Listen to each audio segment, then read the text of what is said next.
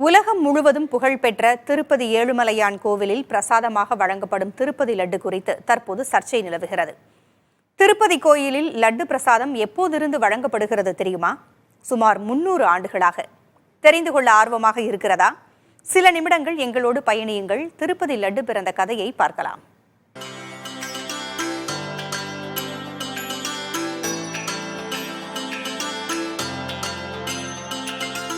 திருப்பதி ஏழுமலையான் கோயில் உலக பிரசித்தி பெற்றது என்றால் அங்கு வழங்கப்படும் லட்டுவும் அப்படிதான். பல கோயில்களில் சாமி தரிசனம் செய்யத்தான் நீண்ட வரிசை இருக்கும். ஆனால் ஏழுமலையான் கோயிலில் லட்டு வாங்கவும் நீண்ட வரிசையில் காத்திருக்க வேண்டும்.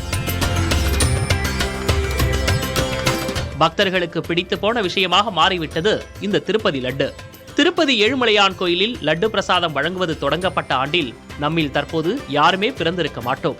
1715ஆம் ஆண்டு ஆகஸ்ட் மாதம் முதல் இக்கோயிலில் லட்டு பிரசாதம் வழங்கப்பட்டு வருகிறது. கிட்டத்தட்ட 300 ஆண்டுகளுக்கு மேல்.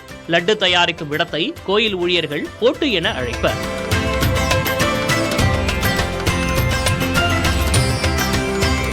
தொடக்க காலத்தில் லட்டு பிடிக்கும் பணியில் ஈடுபடுபவர்கள் பிரசாதத்தில் முடிவிடாமல் இருக்க மொட்டையடித்துக் கொண்டிருக்க வேண்டும், வேஷ்டி அணிந்திருக்க வேண்டும். இது போன்ற கட்டுப்பாடுகள் இருந்தன. திருப்பதி ஏழுமலையான் எப்படி பிரபலமானாரோ அதே போல லட்டுவும்.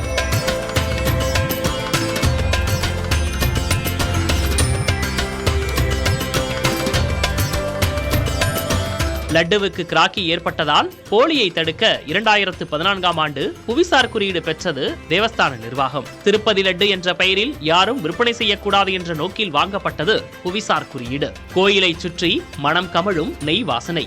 சாமி தரிசனம் ஒருபுறம் என்றால் லட்டு சாப்பிட வேண்டும் என்ற ஆவல் மறுபுறம்.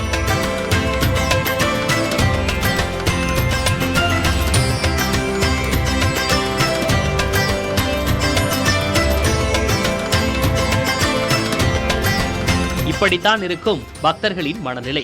திருப்பதி லட்டை தயாரிக்க 8 பொருட்கள் பயன்படுத்தப்படுகின்றன. நெய், கடலை மாவு, சர்க்கரை, கற்கண்டு, முந்திரி, ஏலக்காய், பச்சை கற்பூரம், திராட்சை ஆகியவைகளை குறிப்பிட்ட அளவுகளுடன் சேர்த்து தயாரிக்கப்படுகிறது. திருப்பதி லட்டு தயாரிக்க தினமும் 400 முதல் 500 கிலோ நெய், 750 கிலோ முந்திரி, 500 கிலோ காய்ந்த திராட்சை, 200 கிலோ ஏலக்காய் பயன்படுத்தப்படுவதாக கூறப்படுகிறது. லட்டு தயாரிப்பதற்காகவே ஒவ்வொரு 6 மாதத்திற்கு ஒரு முறையும் தேவஸ்தானம் நெய் வாங்குவதாகவும் ஆண்டுக்கு 5 லட்சம் கிலோ நெய் வாங்கப்படுவதாகவும் கூறப்படுகிறது. தினமும் 3,50,000 லட்டுகள் தயாரிக்கப்படுவதாகவும் விசேஷ நாட்களில் 4 லட்சம் லட்டுகள் தயாரிக்கப்படும் எனவும் கூறுகின்றனர். லட்டுவில் சேர்க்கப்படும் பொருட்கள் ஆன்லைன் ஏல முறையில் வாங்கப்படுகிறது. மூலப்பொருட்கள் உற்பத்தி செய்யப்படும் ஆலைகள் சுகாதாரமான முறையில் உள்ளதா என தேவஸ்தான அதிகாரிகள் ஆய்வு செய்வார்கள் என கூறப்படுகிறது. குறிப்பாக நெய்யின் தரத்தை பல கட்டங்களில் சோதனை செய்த பிறகே கொள்முதல் செய்யப்படுவதாக தேவஸ்தான அதிகாரிகள் கூறுகின்றனர். கடந்த 2022ஆம் ஆண்டு முதல் 2023ஆம் ஆண்டு வரை சுமார் 42 ட்ரக்குகளில் வந்த நெய்யை திருப்பி அனுப்பிவிட்டதாக கூறுகின்றனர்.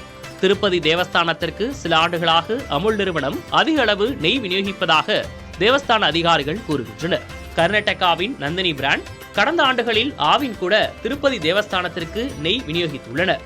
லட்டு தயாரிக்கும் பணியில் சுமார் 600 ஊழியர்கள் சுழற்சி முறையில் பணியாற்றுகின்றனர் என்றும் மூலப்பொருட்கள் அனைத்தும் உணவுப் பொருள் பரிசோதனை கூடத்தில் சோதனை செய்த பிறகே லட்டு தயாரிக்கும் இடத்திற்கு வரும் என கூறுகின்றனர் அங்கு பணிபுரியும் ஊழியர்கள்.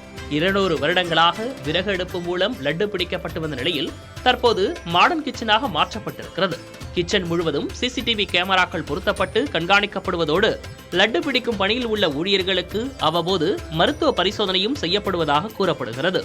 இப்படி தயாரிக்கப்படும் லட்டுவில் நெய்க்கு பதிலாக விலங்கு கொழுப்பு கலக்கப்படுவதாக சர்ச்சை எழுந்துள்ளது. விசாரணை விரிவடையும் போதுதான் திருப்பதி லட்டுவில் நெய் மனம் கமழ்கிறதா என்பது தெரிய வரும். புதிய தலைமுறைக்காக கௌசல்யா.